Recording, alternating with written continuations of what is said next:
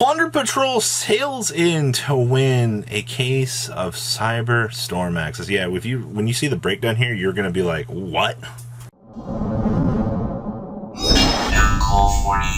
Don't beg the 30% of you that have not smashed the ever-living crap out of that subscribe button. Smash it so you guys don't miss out.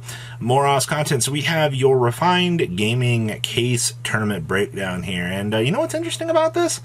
The overall pie chart is beautiful. I mean, I love the one-ofs that we're seeing here. This indicates to me that in certain sectors, you're seeing better metagames. On the higher end of certain competitive scenes, you're not seeing a lot of anything, actually. So Plunder Patrol ended up winning this event, which I actually think is kind of nice. Having the diversity and the shake-up, showcasing that, you know, players are kind of coming together here and testing out the waters for different ideas is good. Of course, we had Cached Era. Yeah, you're used to seeing that at this point. We also had Gold Pride on the run back here, showcasing that, you know, with the Punk package giving you access to pay life points, and then Gold Pride cards giving you additional counter or play to the metagame. Really good. Super Heavy, that's going to be a deck that you're probably going to stick around and see for a long time. We had Sword Soul sneak on into the top cut, which is also pretty good.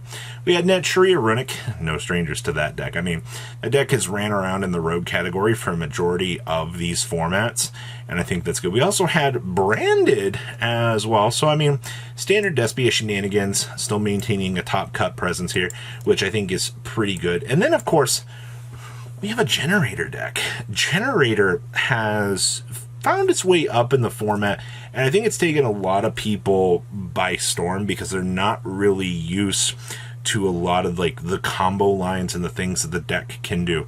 Your more rogue options in the format that can really detour and, you know, distract the opponent from actual like good choices. That's good, especially, you know, when you get into these case tournaments here. Rogue has a stronger presence on the metagame because players haven't fully adjusted, or they're expecting, you know, too much of a heavy metagame. Let's pass on over to deck list. Winning our event here was Plunder Patrol. None of that runic stuff, just good old reliable. I'm going to play the Rite of Armisia package in my deck and actually, you know, play the game. That is typically what you're continuing to expect out here. Honestly, Runic Plunder has been a pretty good contender for the meta. I do like that. Obviously, you know, clean up with Fenrir, and then of course, you know, the majority of your hand traps here, all 12 of them can kind of get you into good positions. And then of course, the rest of your side deck down here, they're really counterpicked here for the metagame.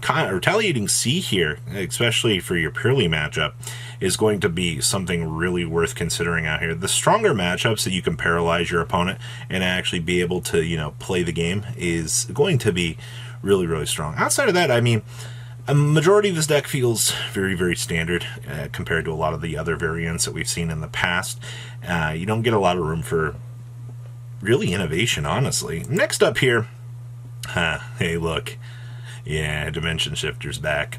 I think the fact that Dimension Shifter / Stroll and Lockbird, both of these cards, just stormed back into the format to punish the opponent is really good. I will say, kind of going forward here, that you're probably going to continue to see these two cards be something that you're going to need to see. I also like the Naya Corrupt Ribley down here. You know, this giving you the ability to basically pseudo-lock your opponent is really good. A lot of people have cut, you know, Lingaribo, the thing that, you know, made this card able to be countered. The rest of the metagame doesn't care. I think at this point in time, people have just kind of gathered the mentality that they're like, well, you know, if I lose to it, it is what it is. And that's not like a super good way about going around trying to beat this. But that's really what we're starting to see right now, at least, you know, towards developments for that. So good to see Shifter back. Next up here is our Gold Pride Punk. You know, just 2 copies of Rollerballer. We're playing the one that came out of nowhere, one Better Luck. I mean, in terms of cards that you need to buy, I mean, as long as you had, you know, 3 of this stuff, you got to buy 2 secrets, 1 more secret down here. Okay.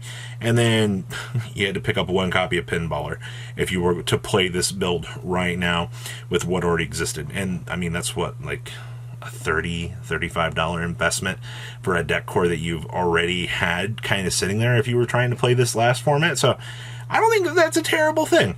But overall, I mean, the inclusion of the new stuff into the deck didn't hurt. Its job was to add an extra element to the deck for counterplay, and it did just that very easily. Outside of that, I think that the deck has been kind of strong.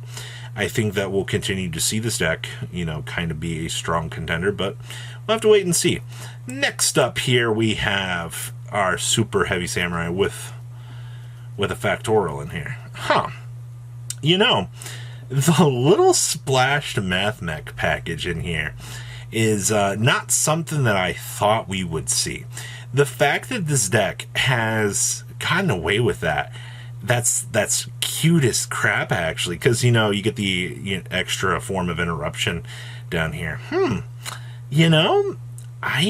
Okay, I mean, you lose a little bit if you decide to go down this combo line in terms of like extension capabilities, but you'll be able to judge, based off of how your opening hand is, which combo lines that you're going to want to go down. So that is very interesting. The splashable, like 1 to 2 spells and traps that you'll see in some of these variants out here definitely open up the door to interesting ideas. So kind of keep that in mind. I like what we're seeing here, that's for sure.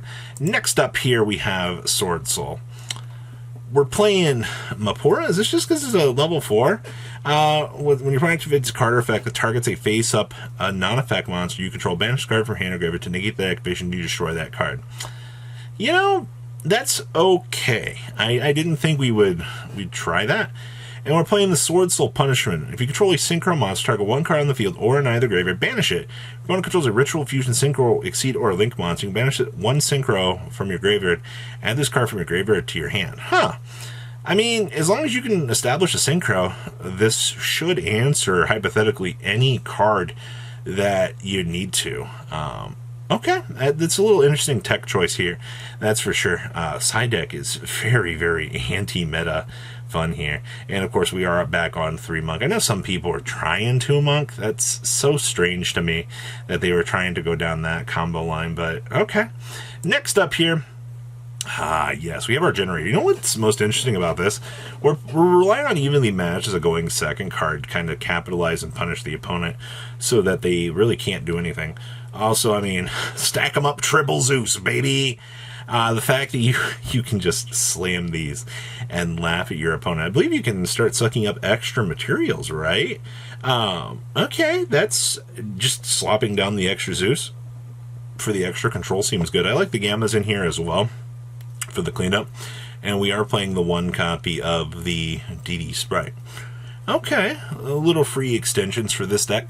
Honestly, Generaider has one of the coolest matchups that you can kind of bring to the table right now. I think a lot of people very much forget that this deck is able to work in the way that it does. And, I mean, I guess that's really on them for not being prepared in terms of your matchups. But good stuff to see, like, the capabilities of this deck actually work. Next up here, we have good old Naturia Runic, sporting off 1 Godarla, 1 Gamma Seal, and we're actually playing double evenly. I do hate to say it, but like you kind of need evenly. Actually, you kind of need the Dark Ruler No Mores right now. Dark Ruler No More is going to be like the thing that's even going to let you play the game right now. Especially if like your opponent sets up like an Exterior or something. Dark Ruler just lets you slap it down on the table and you're like, okay, cool. Well, I get an entire turn to try to out your board. Now, whether or not you'll be successful in doing that is a different story, but to be honest with you, you don't have a choice right now. You have to rely on, these particular cards in order to play the game. Interesting to see that more of these decks aren't pushing the bill as like 3 ofs to try to get things off the ground. But I do understand that with how things are right now, you're kind of forced into the narrow window and relying on 2 ofs to try to board break as much as possible. So next up here we have Super Poly Fallen of Albaz with triple Kurikara in here. Okay, well, straight off the bat, I mean, you're playing the Expulsion package with the Gimmick Puppet in the main deck, which is fine. We are playing the 1 Lulu with the 1 Albion, which is fine. We are opting for the 1 Guiding Quem too, which is fine. The majority of this deck, most of the main deck feels very standard. We are playing the Gold Sark for the McCourier, which is also fine. yeah, you should be board breaking relatively easy with this. You do see the buy steel package returning back in, and of course some Exceed Encores kind of counter check the meta. Yeah, this looks pretty good to me. So what do you guys think about this breakdown? Please leave a comment down below, tell me what you guys think, and I'll see your beautiful faces back here later in the day, guys. Peace out. Patrons, thank you.